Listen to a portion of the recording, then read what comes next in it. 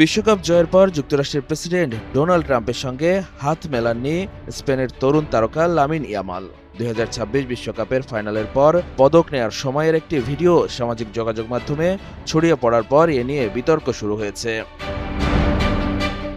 রবিবার নিউজার্সির মেটলাইফ স্টেডিয়ামে আর্জেন্টিনাকে 1-0 গোলে হারিয়ে বিশ্বকাপ জেতে স্পেন। অতিরিক্ত সময়ের 120 মিনিটের রুদ্ধশ্বাস লড়াইয়ের পর 106 মিনিটে ফেরান তোরেসের দুর্দান্ত গোলে জয় নিশ্চিত করে স্পেন। ফাইনালে উপস্থিত ছিলেন মার্কিন প্রেসিডেন্ট ডোনাল্ড ট্রাম্প। ম্যাচ শেষে তিনি স্টেডিয়ামেই ছিলেন। বিশ্বকাপ জয়ের পর স্পেনের খেলোয়াড়দের পদক দেওয়ার সময়ও দেখা যায় তাকে। সেই সময়ই আলোচনায় আসেন ইয়ামাল। সঠিক প্যাড আর সঠিক তথ্য দিয়ে এসব সামলে নিব এক হয়ে। Mona Lisa sanitary napkin. 19 বছর বয়সী এই বার্সেলোনা উইঙ্গার বিশ্বকাপ জয়ের পর ট্রাম্পের কাছ থেকে পদক নেন। তবে ভাইরাল ভিডিওতে দেখা যায় ট্রাম্পের সঙ্গে তার হাত মেলানো হয়নি। যদিও রয়টার্সের ছবিতে দেখা যায় বিশ্বকাপ ফাইনালের পর স্পেনের ফরোয়ার্ড 19 বছর বয়সী লামিন ইয়ামালের সঙ্গে হাত মেলাচ্ছেন যুক্তরাষ্ট্রের প্রেসিডেন্ট ডোনাল্ড ট্রাম্প।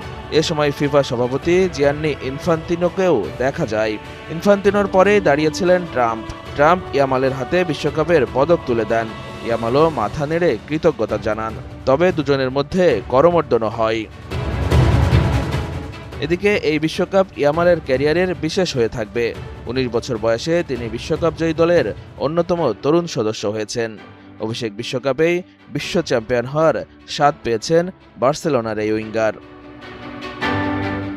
2025-26 মৌসুমে বার্সেলোনার হয়ে স্প্যানিশ চ্যাম্পিয়নও হয়েছিলেন ইয়ামাল।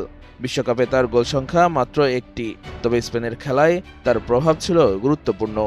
ইউরোপ ও বিশ্বকাপ দুই শিরোপা জেতায় এই তরুণ তারকার সামনে ক্যারিয়ারের আরও অনেক সময় পড়ে রয়েছে।